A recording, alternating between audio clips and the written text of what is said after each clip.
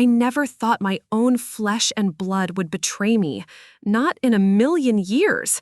Not Daniel, my only son, the boy I had raised completely on my own after his father walked out on us when he was just 3 years old. He was the child I worked 3 jobs to support, the one whose college education I'd paid for by selling my mother's jewelry and taking on endless night shifts. He was the young man who had looked me in the eyes on his graduation day and said, "Mom, you're my hero." But there I was, standing in the driveway of the home I had lived in for 30 years, with grocery bags cutting into my hands. I stared at the front door, at the glint of new locks I didn't recognize. A cold dread started to pool in my stomach. "Daniel?" I called out, pressing the doorbell. The chime sounded foreign, alien to my ears. "Daniel, the door won't open." I saw movement behind the curtains, a shadow shifting, and then the door opened, but only a crack. He stood in the gap, his body a solid barrier blocking me from my own home. "Mom." His voice was different. It was cold, distant, like he was reading from a script. "The key doesn't work," I said, my voice trembling slightly as I held up my keychain. The little silver house charm he'd given me for Mother's Day years ago dangled from it, a cruel joke. "I changed the locks," he said, his gaze fixed somewhere over my shoulder. He wouldn't look at me. Beyond him, I could see cardboard boxes stacked in the hallway, my hallway, the one with the pencil marks on the wall, a faded ladder showing how Daniel had shot up year after year. "You what? Why would you do that?" My confusion was quickly turning to panic. "Daniel, what is going on?" "This isn't your house anymore," he said, the words hitting me like stones. "Check the papers." The papers? An icy chill washed over me as his words burrowed into my mind. 6 weeks earlier, I had signed over the deed to my house. Daniel and his wife Sophie were expecting their first child, and the stress of house hunting was wearing them down. They'd been outbid on 3 different homes, and they looked so utterly defeated. "You'll get back on your feet," I'd told him, trying to sound reassuring. "But in the meantime, my grandchild needs a stable home. Just put the house in your name so you can qualify for that big renovation loan. We can always transfer it back later." He had actually cried then, wrapping me in a hug so tight it almost hurt. "You're the best mother anyone could ask for," he'd whispered into my hair. Now, that same man looked at me like I was a complete stranger interrupting his day. "Daniel, we both know that was just to help with the loan," I pleaded, my voice cracking. "This is still my home." I reached for the door, a desperate instinct, but he held his ground. "Actually, it's not. The transfer was unconditional. You should have read what you were signing." Behind him, Sophie appeared. She was 7 months pregnant, her belly a perfect swell under her sweater, but she refused to meet my gaze. She just stared at the floor, a silent accomplice. "Daniel Thompson, this isn't funny," I said, trying to sound firm, authoritative, like I used to when he was a boy who'd broken a rule. "Let me in my house, right now." "Mom, don't make this harder than it needs to be," he said, and his voice had a sharp, cruel edge I'd never heard before. "We need the space for the baby. You can go stay with Aunt Helen for a while and figure something out." Aunt Helen? She lived in a tiny studio apartment 3 states away. The suggestion was so absurd, so callous, I couldn't even process it. "We've already moved your essential things to the shed out back," he continued, his words a relentless assault. "You can come get them tomorrow when we're at work. We'll donate or sell the rest." "The rest?" I gasped. "My things? Daniel, everything I own is in there. My clothes, my mother's china, the quilt your grandmother made for you." "Like I said," he repeated, his face a mask of indifference, "the essentials are in the shed. The rest, well, we need to make this place our own." I just stood there, stunned into absolute silence. My mind was reeling. This couldn't be real. This couldn't be happening. Not from my Daniel. Why? Was the only word I could manage to choke out. For a fleeting moment, something flickered in his eyes. Was it regret? Guilt? But then Sophie placed a gentle hand on his shoulder, and whatever hesitation he might have had simply vanished. His expression hardened once more. "It's just business, Mom. You always taught me to seize opportunities. That's all I'm doing." And with that, he closed the door in my face. The click of the new lock echoed in the quiet street, sealing my fate. I don't remember picking up the spoiled groceries. I don't remember walking to my car. I only remember the profound emptiness of sitting behind the wheel, watching as the evening rain began to fall, the drops mixing with the hot tears streaming down my face. One by one, I watched the lights turn on in rooms that were no longer mine. My phone buzzed, a sharp, intrusive sound. It was a text from Daniel. "Shed code is 5491. Don't come until after 9 tomorrow." That night, I slept in my 12-year-old Honda in the parking lot of the supermarket. At 3 in the morning, I woke up to my phone ringing, a jarring noise in the suffocating silence of the car. "Mrs. Thompson," a man's voice asked, "this is Mr. Peterson from Meridian Trust Bank. I'm terribly sorry to call at this hour, but our system has flagged some suspicious transactions on your accounts that I needed to verify with you immediately." I sat bolt upright, suddenly wide awake. What? What transactions? "There appears to have been a wire transfer of $157,000 from your retirement account to a new checking account that was opened last week. Then, earlier today, those funds were transferred to an account under the name of Daniel Thompson. As this represents nearly all of your retirement savings, our fraud department—" My heart stopped. The world tilted on its axis. "What did you say?" I whispered, my throat tight. "Daniel transferred my retirement money to himself?" There was a brief, professional pause on the other end of the line. "Mrs. Thompson," he said carefully, "according to our records, the request came with all the proper authorizations and your signature. The forms were submitted last week." Last week? My mind flashed back instantly. Daniel had come over with a thick folder, talking a mile a minute about the baby's nursery colors while he flipped through pages. He said it was just some final paperwork for the house transfer that needed to be notarized. He'd pointed at signature lines so quickly, his chatter a deliberate, cheerful distraction. And I, his trusting mother, had signed without a second thought. "Mr. Peterson," I said, my voice suddenly steadier than I felt, a cold, hard clarity cutting through the shock. "I did not authorize those transfers. My son, he must have slipped those forms in with the others I was signing." "I see," he said, and his tone shifted, becoming more formal, more serious. "In that case, Mrs. Thompson, I strongly advise you to come to the branch first thing in the morning. Please bring your identification and any documentation you have. If we want any chance of recovering those funds, we will need to file a fraud report immediately." After we hung up, I just stared at the phone in my hand, its screen dark. My son hadn't just taken my home. He had taken everything. Every last cent I had saved for my future, for my retirement, for my security. I thought about the last few months, and the memories were now tainted, ugly. I saw it all so clearly now. The way Daniel and Sophie had suddenly become so attentive, dropping by several times a week with smiles and coffee. The way they'd offered to help me organize my files, sighing about how complicated retirement paperwork can be. The way Daniel had insisted I update my will and power of attorney, just to be safe, Mom. How could I have been so incredibly blind? Dawn was just beginning to break, painting the gray sky in pale strokes of pink and orange.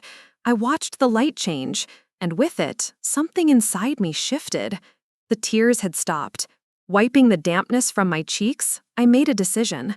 I wouldn't confront Daniel, not yet. I needed to be smart, to be strategic. These were qualities I had clearly failed to use until now, and the price of that failure was everything I owned. I started the car. I had exactly $243 in my checking account, my Honda, and the clothes on my back. But I also had something else, something Daniel didn't know about. I had a flicker of a plan that might just save me, and eventually it might just make him wish he had never betrayed the woman who gave him the world.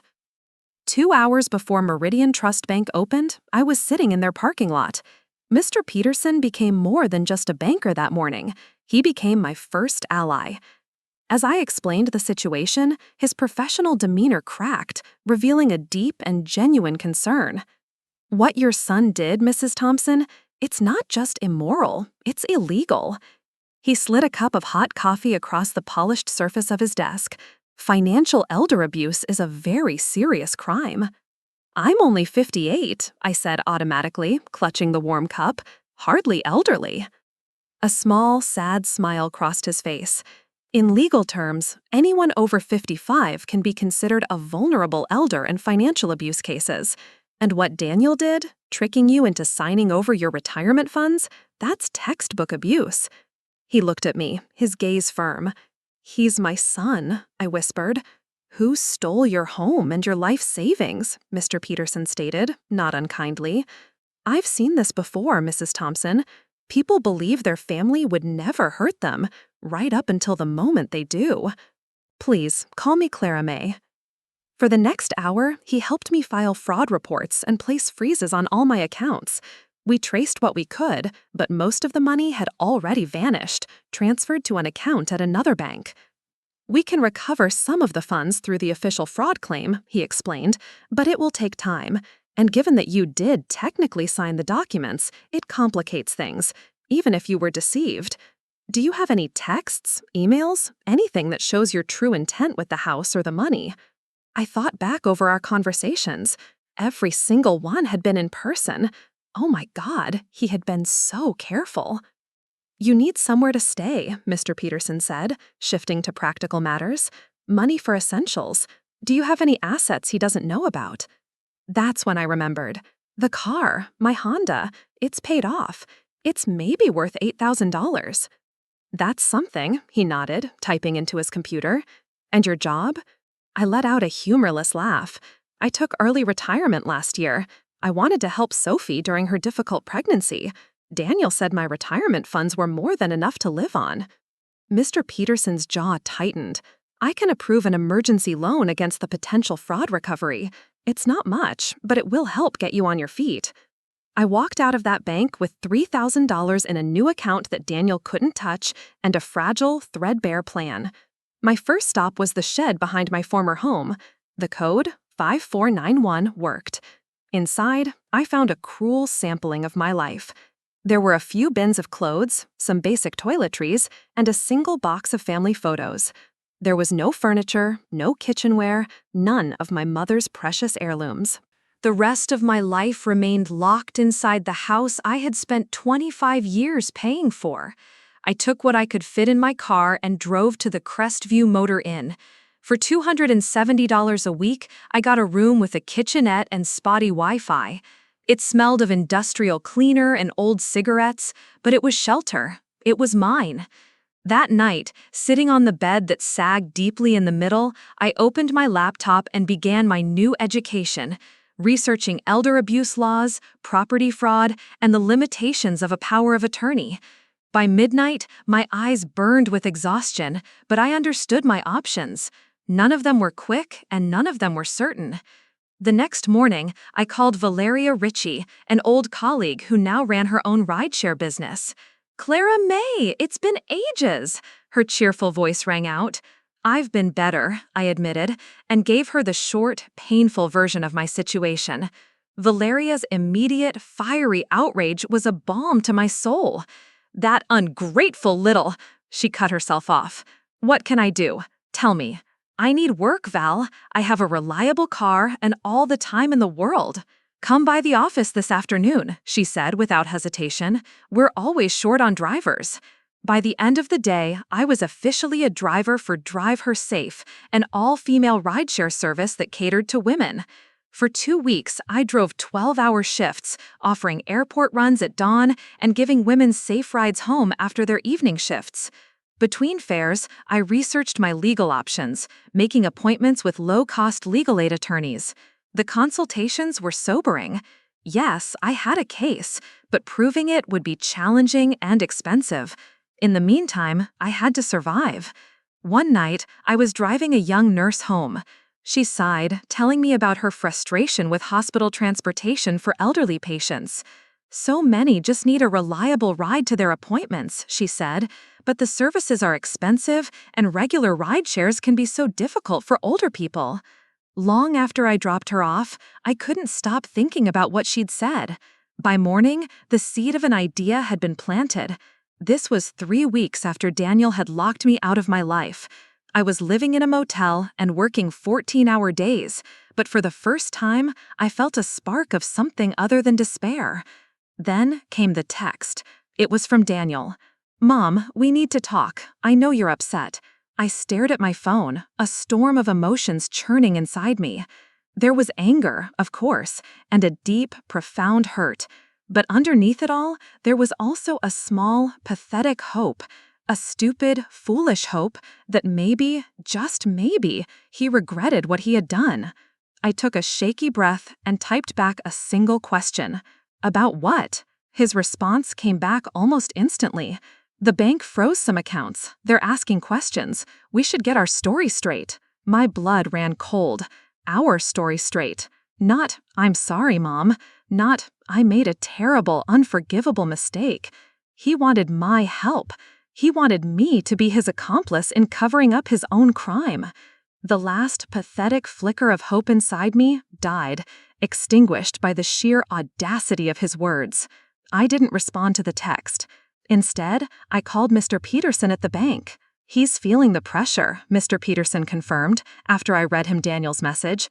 "The fraud investigation is proceeding as it should, but Clara May, you must be careful. Please do not meet with him alone." "I have no intention of meeting with him at all," I said, my voice firm. But that evening, my intentions were made irrelevant. As I pulled into the parking lot of the Crestview Motor Inn after a long day of driving, my heart sank. He was there. Daniel was waiting for me, leaning casually against a brand new luxury SUV, the kind of car I knew for a fact was purchased with my stolen retirement money. "Mom." He stepped forward, his arms outstretched as if we were just meeting for a pleasant Sunday dinner. "I've been so worried about you." I clutched my keys tightly in my hand, my knuckles white. I kept my distance. "How did you find me?" He shrugged, a dismissive gesture. "It wasn't hard. Look, I think there's been a misunderstanding." "A misunderstanding?" My voice rose, sharp and high despite my resolve to stay calm. "Are you serious? You stole my home. You stole every penny I had in the world. What part of that is a misunderstanding?" "I didn't steal anything," he insisted, running a hand through his hair. It was a gesture so familiar it made my heart ache with a fresh wave of grief. "You signed the papers. Papers you deliberately misrepresented to me. The house transfer was your idea to begin with," he shot back. "And as for the retirement funds, I was just trying to protect your assets. Sophie and I can manage them better." "By emptying my accounts without my knowledge?" I almost laughed, the sound bitter and hollow. "What, were you protecting me from my own life? You said I was making poor financial decisions." "You were. That trip to Spain last year, all those expensive gifts for Sophie's baby shower. We're your family. We're just looking out for your best interests." I couldn't believe what I was hearing. The trip to Spain had been my first real vacation in 15 years. The gifts were what any excited, loving grandmother would buy. He was twisting my life into a pathetic excuse for his greed. "Daniel," I said, my voice dangerously quiet, "you need to leave, now." "Mom, be reasonable," he said, his tone shifting to one of condescending patience. This motel isn't safe. It's filthy. Why don't you just come home with me? We can clear out the guest room for you." "The guest room," I repeated, the words tasting like ash in my mouth. "The guest room in my own house? So now you're worried about my safety? After you're the one who left me homeless?" His expression hardened, the false concern evaporating. "I can see you're still being emotional about this, but you should know things could get very complicated if you pursue this fraud claim. Questions about your mental competence might come up." I felt a chill that had nothing to do with the evening air. My voice was a whisper. "Are you threatening me?" "I'm just being practical," he said smoothly. "Who do you think a judge will believe? A successful young businessman with a family on the way? Or a retired widow living in a cheap motel who is clearly having financial and emotional difficulties?" Before I could find my voice to respond, another car pulled into the parking lot. It was Valeria, dropping off some training materials we had been working on for my new business idea. She took in the scene in a single glance, my tense stance, Daniel's aggressive posture. She was out of her car in a second, standing right beside me. "Everything okay here, Clara May?" she asked, but her sharp eyes were fixed entirely on Daniel. He forced a weak smile. "Just a family discussion. I'm her son." "I know exactly who you are," Valeria said, her voice dripping with ice. "Clara May's told me everything." Daniel's smile faltered. "Well, then you know this doesn't concern you." "Actually, it does," Valeria said, and I could have sworn she grew an inch taller. "Clara May is my business partner now." I saw the flicker of confusion on Daniel's face. "Business partner? Mom doesn't have a business." Valeria smiled, a brilliant, predatory flash of teeth. "Oh, she does now. And it's already showing a lot more promise than whatever scheme you're running." She turned to me, all warmth and professionalism. "The contracts are in my car. Shall we go over them inside?" There were no contracts, of course, but Daniel didn't know that. I nodded, feeling a surge of strength from her presence. "Yes, let's." We started toward her car, leaving him standing there. "Mom!" Daniel called after me, a note of desperation finally creeping into his voice. "The bank is asking more questions. If this goes further, it could affect everything. My job, the house loan, the baby's future." I turned back to look at him one last time, standing under the flickering yellow light of the motel sign. "You should have thought of that," I said, my voice clear and steady, "before you stole from your mother." As we walked away, Valeria whispered, "You know he's going to come after whatever you're building next, right?" I nodded, watching in my periphery as Daniel got into his expensive SUV, his taillights glowing like angry red eyes in the darkness as he sped away. "Let him try," I said, more to myself than to her. "This time, I'll be ready."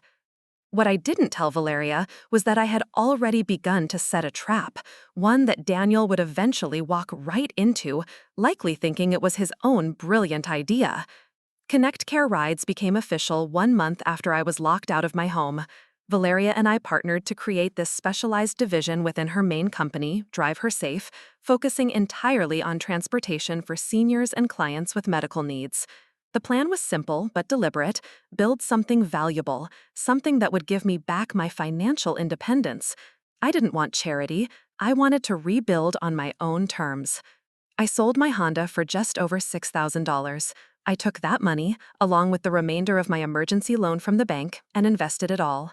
In return, I received a 40% stake in the new division and the use of a company vehicle, a small, comfortable SUV that we had equipped with grab handles and other aids for clients with mobility issues. Marketing our new service was my responsibility. I poured all my energy into it. I designed and printed flyers, distributing them myself at senior centers, medical facilities, and retirement communities. I built a simple website with clear information and an easy-to-use booking system. But our most effective marketing tool turned out to be me. I drove. I listened. I helped. I would escort an elderly client from her front door all the way to the doctor's check-in desk. I waited patiently during their procedures when they needed me to, I carried their groceries inside, and I made a point to remember their names, their family details, and their medical schedules. Word spread like wildfire. Clients began to request me specifically. Within 3 short months, we had to hire 2 more drivers just to keep up with the demand. "We should be focusing on expansion," Valeria said during one of our weekly meetings, her eyes wide with excitement. "With the demand we're seeing, we could double our fleet by the end of the year." I nodded, looking over the impressive growth charts she had prepared. "I've been approached by 3 different retirement communities about contracted services, and that hospital liaison called again about setting up regular transportation for their outpatient services." Valeria leaned back in her chair, a broad smile on her face. "Clara May, this is becoming bigger than we ever anticipated." It was true. What had started as a desperate scramble for survival had evolved into something that filled a genuine, pressing need in our community. For the first time since Daniel's betrayal, I felt a deep sense of purpose that went beyond mere survival or revenge. But revenge was still a part of the equation. The trap I had set was already in motion. That first day I met with Mr. Peterson, he had helped me open a new, separate account. It was an account that would appear on my credit report, but wouldn't be immediately visible to someone just checking my main banking information. Into this account, I had been diligently depositing 30% of my income. On paper, it looked like I was just scraping by, living paycheck to paycheck in the modest apartment I had upgraded to after the second month. Meanwhile, my 40% stake in Connect Care Rides was structured through a limited liability company, an LLC, that wasn't directly tied to my name. It was a legal protection Valeria had insisted on, just in case Daniel tries something else, she'd said. I had also been quietly documenting everything: my conversations with Daniel, his threatening text messages, the timestamps of when he changed the locks, and detailed records of exactly what possessions of mine remained in the house. My new attorney, Miss Anya Sharma, a specialist in elder law whom I could finally afford to retain properly, was building a rock-solid case. "The retirement fund fraud is our strongest angle," Miss Sharma explained during one of our meetings. "The house will be more complicated since you did technically sign it over, but we can argue there was undue influence and deliberate misrepresentation." "How much longer?" I asked, the question I always asked. "For the financial recovery, we could see some real movement within 60 days.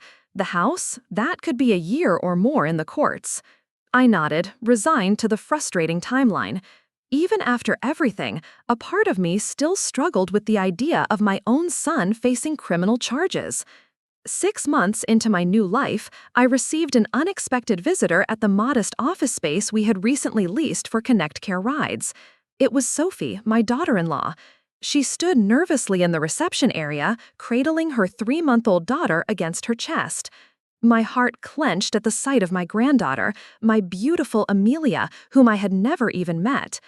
"Clara May," Sophie said, her voice hesitant, "I hope it's okay that I came."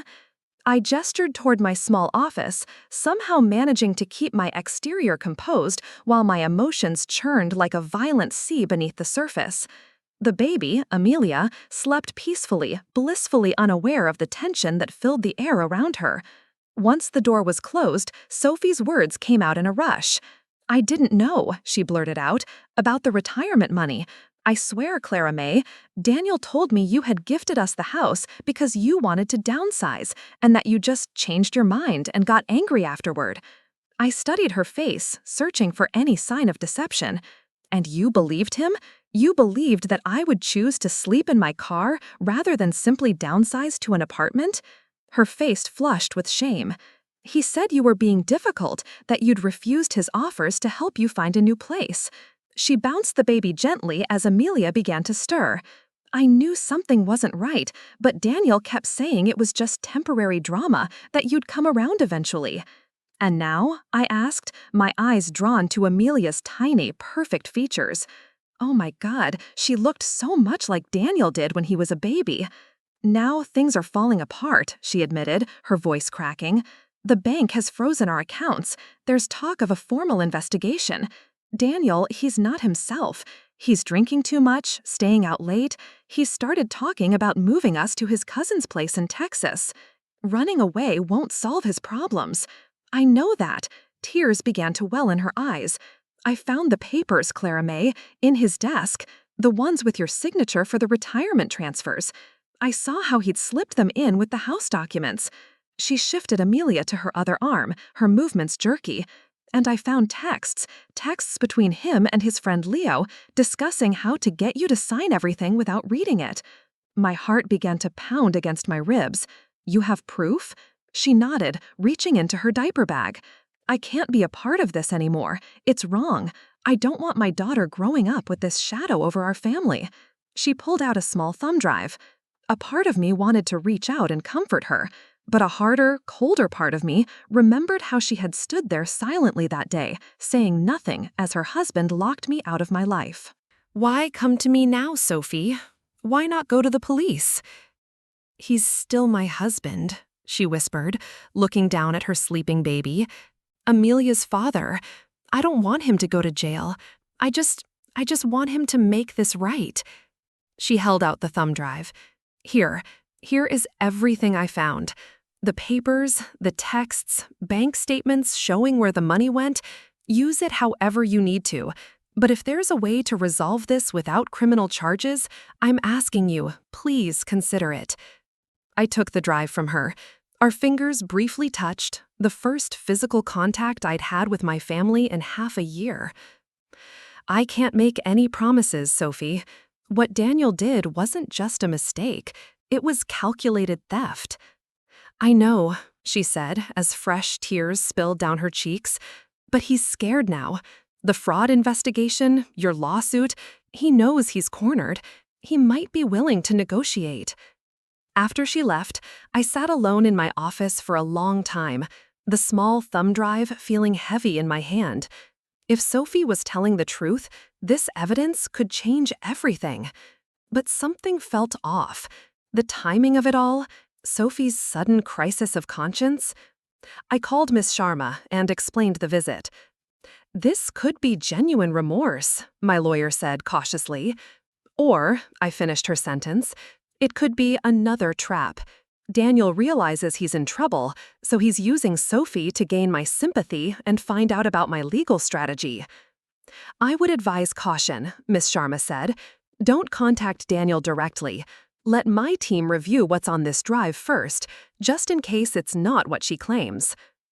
I agreed, but after hanging up, I couldn't shake the image of Amelia's innocent face. Whatever happened next, she was blameless in all of this. That evening, as I was reviewing client schedules for the following week, my phone rang. The number was blocked. Clara Mae Thompson? A smooth male voice asked when I answered. Yes, who is this? My name is Gideon Croft. I'm an investor, and I'm interested in your transportation service.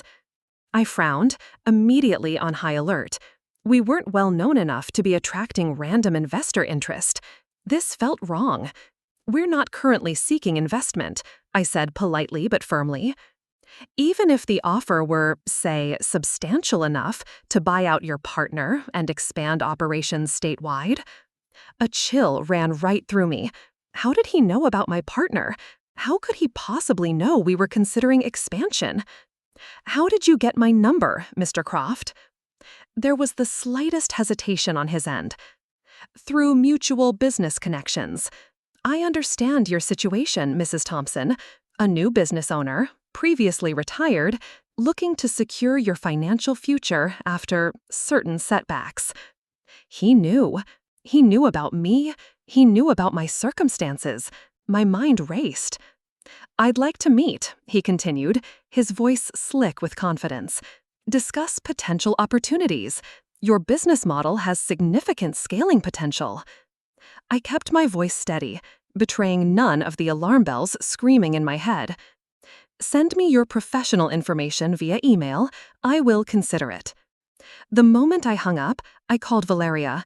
She was just as puzzled as I was. We've talked about expansion, but only between us. We certainly haven't approached any investors. Run a background check on this Gideon Croft, I told her, a cold certainty hardening in my gut. And his alias, Thorne. Something is very, very wrong here. My instinct proved to be correct. The next morning, Valeria called, and her voice was tight with suppressed fury. Gideon Croft, or whatever he calls himself, is a former business school classmate of Daniel's. They worked together at the same investment firm 5 years ago. The final piece of the puzzle clicked into place. I couldn't believe it. Daniel had discovered that Connect Care Rides was becoming a success, and now he wanted to take that from me too. He was trying to steal my new life, just as he had stolen my old one. I leaned back in my office chair, and a strange, profound calm settled over me. The fear was gone, replaced by an ice-cold resolve. "Valeria, let's invite Mr. Croft to a meeting," I said quietly. "Are you serious?" she protested. "You can't meet with this snake." "Oh, I am," I said, and a small smile touched my lips for the first time that day. "In fact, let's make sure it's a meeting he will never forget." What Daniel didn't know was that his clumsy attempt at a corporate raid was about to trigger the second phase of my plan. This was the part where I would not only reclaim what was mine, but I would also ensure he would never again underestimate the woman who had raised him. The meeting with Gideon Croft was set for Friday afternoon at our office. Miss Sharma, my lawyer, insisted on being present, though we agreed she would introduce herself simply as our business advisor. I also arranged for Mr. Peterson from the bank to be there, presenting him as our financial consultant. While we waited, Ms. Sharma's team confirmed that the contents of Sophie's thumb drive were completely authentic. The documents were genuine, including a series of damning text messages between Daniel and his friend Leo, meticulously planning their plot. The small conference room felt crowded with tension. Croft arrived precisely on time, tall and polished, with the practiced, easy smile of someone used to getting his way. He faltered for just a second when he saw 3 of us waiting for him instead of just me. "Mrs. Thompson," he said, extending a hand, "a pleasure to meet you in person." "Likewise, Mr. Croft," I said. "This is Valeria Ricci, my business partner, and this is Miss Sharma, our legal advisor, and Mr. Peterson, our financial consultant." His smile tightened as he shook each of their hands. I was under the impression this would just be a preliminary discussion. "And I was under the impression you were a legitimate investor," I replied, my voice pleasant. "Yet here we are." He attempted to recover his composure. "I assure you, my interest in your company is completely genuine." "Is it?" I slid a folder across the table toward him. "Or should I be calling you Mr. Thorne? That seems to be the name on your actual driver's license." His professional mask cracked, just enough for me to see the panic in his eyes. "Your connection to my son, Daniel Thompson, is particularly interesting," I continued smoothly. "Former classmates, occasional golf partners, and, most recently, participants in several phone calls right before you decided to contact me." "Business connections are common in our circles," he said stiffly. "Indeed they are," I agreed. "Now, shall we discuss your real purpose for being here? Or would you prefer to continue with this charade?" For a moment, he seemed to consider brazening it out. Then he sighed, the fight visibly draining out of him as he dropped the act. "Daniel said you were clever. I guess I underestimated you." "A common mistake in my family, apparently," I said. "He just wants to talk, Mrs. Thompson, to resolve things without all the lawyers and the courts." "By sending you to spy on my business and potentially take it over? That doesn't sound like someone who is interested in an honest resolution." Croft, or Thorne, shifted uncomfortably in his chair. "The investment offer was real. Daniel thought if you had enough money, a big enough payout, you might drop all the legal actions." I laughed, a sharp, humorless sound that echoed in the quiet room. "So his genius plan was to buy me off with my own stolen retirement funds, disguised as an investment in my new company? And then what? Push me out once he had control?" His silence was all the answer I needed. I leaned forward, my hands clasped on the table. "Tell Daniel, if he wants to talk, he can meet me here. Tomorrow at 10 in the morning. With Sophie. And tell him to bring his checkbook. He's going to need it."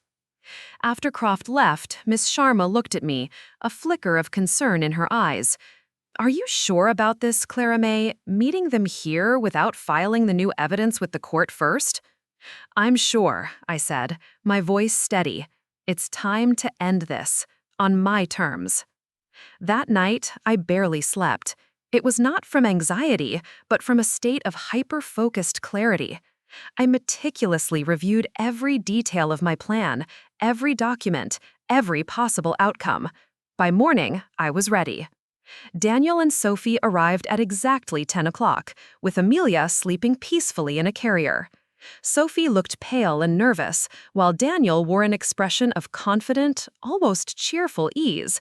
It was a look I recognized from his childhood, the one he always put on when he was caught in a lie, but was still absolutely convinced he could talk his way out of any consequence. Miss Sharma, Valeria, and Mr. Peterson were already seated at the large conference table. In the corner, a court reporter sat quietly with her equipment, a detail Daniel noticed immediately. "Is that really necessary?" he asked, pointing at her with his chin. "Absolutely," Miss Sharma responded coolly. "Everything that is said in this room today will be on the record." Daniel's false smile slipped a notch. "Mom, I thought we were here to work things out, as a family." "We are," I said, meeting his gaze, "and part of that is acknowledging what has actually happened. Please, sit down." Once they were settled, I began. "I have reviewed the evidence that Sophie provided," I said, my voice even and calm. "The documents proving you defrauded me of my life savings, the text messages where you and Leo planned it, the bank statements showing exactly where my money went." Daniel shot a look of pure betrayal at Sophie, who refused to meet his eyes and just stared at the table. "That was private," he started to say. "Private fraud is still fraud, Daniel. You stole my home and my savings through lies and deception." "I was protecting your assets," he insisted, falling back on his old, pathetic excuse. "You were making poor financial decisions." "Like what?" I challenged him. "Name one." He faltered.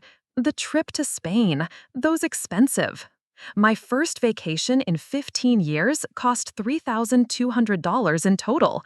That is hardly an extravagant expense to take from a retirement account of over $150,000. But since we're discussing finances, let's talk about what you spent it on. The $40,000 SUV in the parking lot, the $12,000 nursery renovation, the $9,000 in new electronics and furniture." His face reddened. "Those were investments for our family's future." "My family, too. Or so I thought." I slid a document across the table. "This is our settlement offer. I suggest you review it carefully." Daniel glanced at it, then pushed it away with a dismissive wave. "This is ridiculous. You want the house back, full restitution of the retirement funds with interest, and additional damages?" "That is what the court will likely award, given the overwhelming evidence," Miss Sharma said calmly.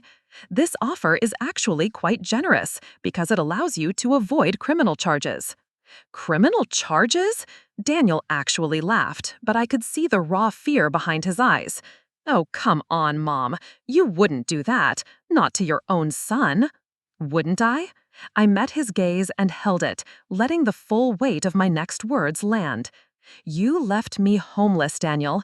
You planned and executed a deliberate, calculated fraud against your own mother. You used my love and my trust against me." "You're exaggerating. I was going to pay you back, eventually." Mr. Peterson spoke up then, his voice carrying the calm authority of the bank. "The evidence suggests otherwise, Mr. Thompson." "The complex structure of the accounts you created, the rapid dispersion of funds into hard-to-trace purchases, the text messages discussing how to ensure Mrs. Thompson wouldn't be able to contest the transfers, it all points to a carefully orchestrated theft, not a loan." Daniel's confidence was visibly crumbling. He turned to his wife, desperate. "Sophie, tell them we were just trying to secure our future for Amelia." Sophie finally looked up, tears streaming down her face. "By stealing from your mother? By leaving her to sleep in her car?" She shook her head, her voice thick with emotion. "I can't defend this anymore, Daniel. What you did, it was wrong." For the first time, I saw genuine, unadulterated shock on my son's face. He had lost his allies, one by one. "And what about your new venture, Daniel?" I asked, deciding to land the final blow. Your plan to have Mr. Croft try and take what little I've managed to build back? Daniel paled, his jaw slack. He told you? Of course he did. Your plan wasn't particularly subtle. Use inside information about my business to orchestrate a takeover, then push me out once you had control. I shook my head slowly. Did you really think I would be that easy to fool a second time? He stared at me as if he were seeing a complete stranger. Perhaps he was. The mother he thought he knew, the one who always forgave, who always put his happiness above her own, had disappeared the day he changed the locks on her front door. I don't have this kind of money, he finally choked out, tapping the settlement paper. Most of it is gone. Then you will sell the house, I replied calmly, and the car, and anything else of value you purchased with my money. You'd put your own grandchild out on the street? He spat, gesturing toward the sleeping baby in a last desperate attempt at manipulation. No, Daniel, that's what you did to your mother. I softened my voice, looking at the innocent child. Sophie and Amelia are welcome to stay with me while you sort things out. I've recently leased a small house. There is plenty of room. Sophie's head snapped up, pure surprise registering on her face. Daniel looked from her to me, a dawning horror in his eyes, as he realized he had just lost his final piece of leverage. And if I refuse the settlement? He asked, his voice barely a whisper. Miss Sharma opened another, thicker folder. Then we filed these papers today, a civil suit for fraud and conversion, and a formal criminal complaint for financial elder abuse with the district attorney. With the evidence we have, you are looking at significant, unavoidable jail time. The room fell silent, the only sound the soft babbling of Amelia stirring in her carrier. You have 48 hours to sign the settlement and begin the arrangements to transfer the house back to me, I said firmly. After that, we proceed with the lawsuits. As they gathered their things to leave, defeated, Daniel paused at the door. Why? He asked, his voice raw. Why didn't you fight back sooner? You had to know something was wrong the moment I changed the locks. I looked at my son, this person I had raised, who had become a stranger. I was in shock, Daniel. I couldn't believe my own child would do that to me. I picked up the settlement papers and handed them to Miss Sharma. But I'm not in shock anymore. After they left, Valeria squeezed my shoulder. You were magnificent, Clara May. I didn't feel magnificent. I felt hollowed out, exhausted by the battle. He'll sign, Miss Sharma said with confidence. He knows we have him cornered. But as everyone was gathering their things, my phone buzzed. It was a text from Sophie. He's furious, says he'll burn everything down before he gives it back to you. I'm scared, Clara May. I showed the message to Miss Sharma. Her face hardened. We need an emergency injunction to prevent him from destroying the property, and Sophie needs to get herself and that baby out of there, now. As we scrambled to respond to this new threat, I realized Daniel's desperation made him more dangerous than ever. He had nothing left to lose. The final confrontation was still to come. Miss Sharma moved with impressive speed. By that evening, we had an emergency injunction issued by a judge, legally prohibiting Daniel from damaging, removing, or disposing of any property from the house. The sheriff's department agreed to serve it immediately. Stay away from the house tonight, Clara May, Miss Sharma warned me over the phone. If he's as volatile as Sophie suggests, your presence could just escalate the situation. I understand, I said reluctantly. What about Sophie and the baby? I've arranged for them to stay at a hotel for the night on our firm's account. She's packing their essentials right now while Daniel is out. My phone began buzzing with a series of frantic texts from Sophie. Left with Amelia, Daniel still not home, taking only baby things. 20 minutes later, another came through. At hotel, safe. Andrew called me screaming, says you've ruined everything. I typed back a simple message. Stay where you are, lock the door. I will come to you tomorrow. Sleep was impossible that night. My mind was a carousel of worst-case scenarios. I kept picturing Daniel in my house, our family home, in a drunken rage, destroying the memories and treasures I had spent a lifetime accumulating. The antique writing desk that had belonged to my grandmother, The hand-painted china my own mother had left me. The beautiful quilt I had spent 2 years making after Daniel's father left us. Just past midnight, my phone rang, an unknown number flashing on the screen. My breath caught in my throat. "Mrs. Thompson," a formal male voice said, "this is Officer Chen with the city police. There has been an incident at your property on Oakwood Drive." My heart hammered against my ribs. What kind of incident? Is anyone hurt? "No, ma'am, a disturbance. Your son, Daniel Thompson, has been taken into custody. The property is secure, but we need you to come and verify if anything is missing or has been damaged." When I arrived, 2 police cars were parked in my driveway, their flashing blue and red lights cutting through the darkness and casting eerie shadows across the lawn. An officer escorted me inside. The house was largely intact, but the air was thick with the ghost of his rage. A mirror in the hallway was shattered, its fragments glittering on the floor like fallen stars. A bookcase in the living room was toppled over, its books spilled across the rug. But the systematic, malicious destruction I had feared hadn't materialized. "What happened?" I asked the officer, my voice a hoarse whisper. A neighbor called to report shouting and the sound of breaking glass. When we arrived, Mr. Thompson was attempting to remove furniture from the house, despite having already been served with the court's injunction. When we intervened, he became belligerent and resisted the officers. He was subsequently arrested for violating the injunction and obstruction of justice. I sank onto the couch, my couch, in my living room. Is he hurt?" "No, ma'am, just angry," the officer said, his expression softening with a hint of sympathy. "He'd been drinking, said some things he'll probably regret when he sobers up." "About me?" The officer nodded, a look of discomfort on his face. "And about his wife. It seems she left with the baby earlier." "She's safe," I assured him, more for my own benefit than his. After the police left, I stood alone in the oppressive silence of the house. These were my familiar walls, my familiar floors, yet everything felt different, tainted. My home had been the site of a profound betrayal, a place stolen from me. And now it was returned not through love or remorse, but through legal force. I walked through each room, cataloging the changes Daniel and Sophie had made.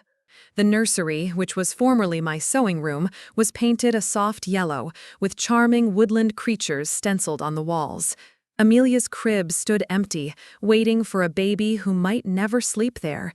In the master bedroom, my bedroom, they had replaced my comfortable old furniture with sleek, cold, modern pieces. The mattress where I had slept for 20 years was gone. In Daniel's old room, which they had turned into a home office, I found boxes. My boxes, dozens of them, hastily packed and labeled in Sophie's neat, careful handwriting. Mom's clothes, Mom's books, Mom's jewelry. The essentials Daniel had claimed to have put in the shed were here the whole time.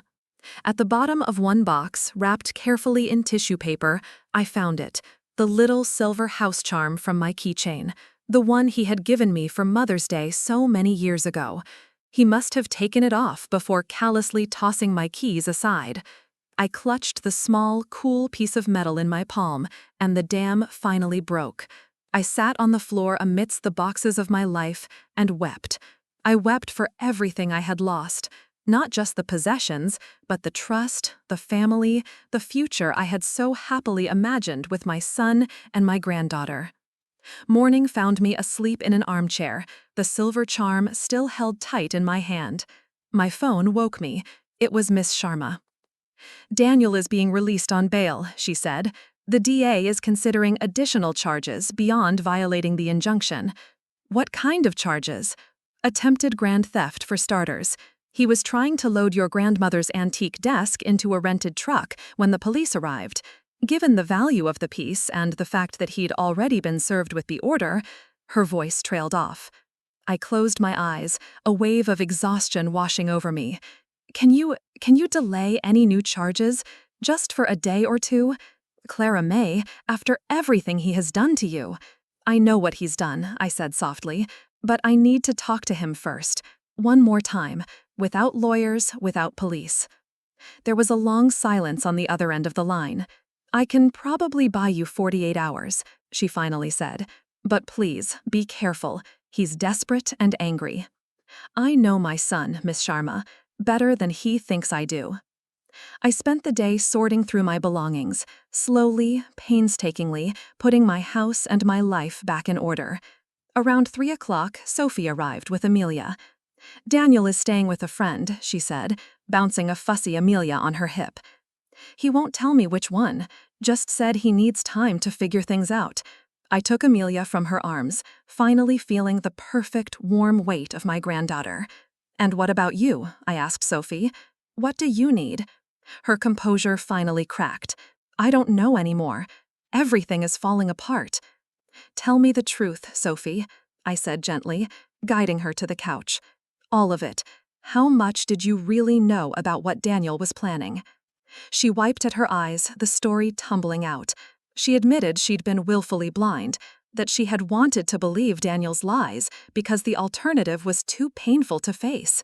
She hadn't wanted to see the truth until she stumbled upon the documents in his desk and could no longer ignore the ugliness of what he had done. Looking at her tear-streaked, honest face, I believed her. That evening, I sent a text to Daniel. "We need to talk. Come to the house tomorrow at noon. Just you and me." Hours later, his response came. "Why should I?" "Because it's your last chance to do the right thing." At noon the next day, his car pulled into the driveway. He looked terrible.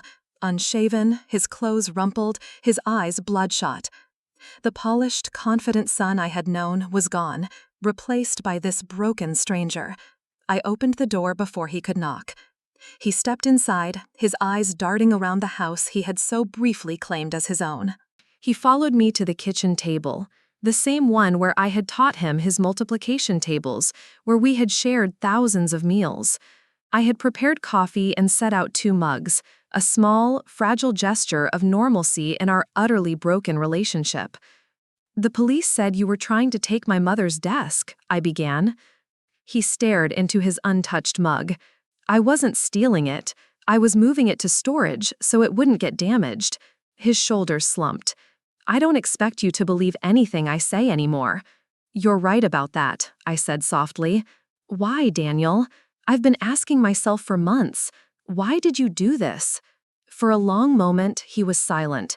Then the words began pouring out of him, a torrent of debt, fear, and terrible decisions. It had started with the house, then the idea of a loan, and then his friend Leo had pointed out that he could leverage the house for more. It had just snowballed. Every lie seemed necessary to cover the last one, until he was buried so deep he couldn't see a way out. "And now?" I asked. "What's your plan now?" He finally looked at me, his eyes filled with a hollow defeat. "I don't have one.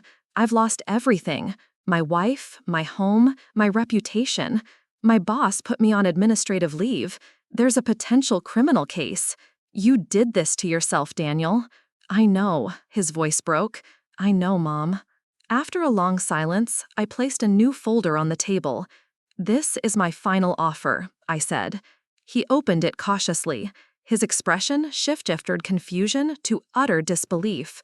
You're restructuring the settlement?" "I am," I confirmed. "You will still sign the house back to me. You will still repay as much of the retirement funds as you possibly can, but I am dropping the demand for additional damages. And I will ask the district attorney not to pursue criminal charges." "Why?" he whispered. "Why would you do this?" "Because despite everything you did, you are still my son, and you are Amelia's father." I took a deep breath. "But there are conditions. First, complete financial transparency. Second, you will attend financial counseling and therapy, both individually and with Sophie, if she's willing. You will pay for it. And third, you will work every single day to earn back what you took. Not the money, the trust." He stared at the document for what felt like an eternity. "I don't deserve this chance." "No," I agreed. "You don't. But Amelia deserves a father who chose to make things right, even when it was hard. She deserves to know that people can change, that they can atone for their mistakes. And I deserve peace." Daniel signed the agreement that day. It wasn't an instant fix, not a magical reconciliation. That would take years, if it ever fully happened at all. But it was a beginning. In the months that followed, I divided my time between running Connect Care rides, which continued to expand, and rebuilding my home. Sophie and Amelia stayed with me while Daniel found a small apartment and began the long, arduous process of making amends. My house gradually began to feel like my own again. I even kept the yellow nursery, which was now used whenever Amelia stayed overnight. One evening, as I rocked my granddaughter to sleep, Sophie paused in the doorway. "You know what I keep thinking about?" she said softly. "That first night when you slept in your car. How alone you must have felt."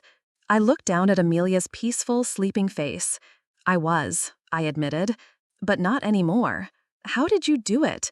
How did you start over when everything was taken from you? I considered her question for a moment. I remembered who I was before I was a mother, before I was a wife. The woman who worked 3 jobs to get by. She was still in there, stronger than I remembered. Later that night, I sat on my porch swing, the one Daniel and I had installed together when he was 15. My phone buzzed. It was a message from Valeria, announcing that another large retirement community had just signed a contract with us. I smiled, thinking of the impossible journey from that lonely night in my car to this moment. I had lost my home, my savings, and my sense of security. But in their place, I had found a resilience I had forgotten I possessed. The betrayal would always be a scar on our family's story, and the trust might never fully return. But I had reclaimed more than just a house and my finances. I had reclaimed myself, and in the end, that was the most valuable possession of all. Clara May's incredible journey teaches us a powerful lesson about the human spirit's capacity for resilience. When faced with the ultimate betrayal from her own son, she lost her home, her savings, and her sense of identity. But from the depths of despair, she didn't just fight to get her life back, she fought to build a new one, stronger and more authentic than before. This story shows that our true value isn't defined by our relationships or possessions, but by the unshakable strength we find within ourselves when everything else is stripped away. It's a testament to the idea that even after the most devastating losses, we have the power to reclaim our narrative and forge a future on our own terms, finding peace, not in revenge, but in self-rediscovery. If this story of overcoming adversity and finding inner power resonated with you, please give this video a like and subscribe to our channel for more compelling narratives. Your support is what allows us to continue sharing these important stories. We love connecting with our viewers from all over the world, so please drop a comment below and let us know which country or region you are watching from.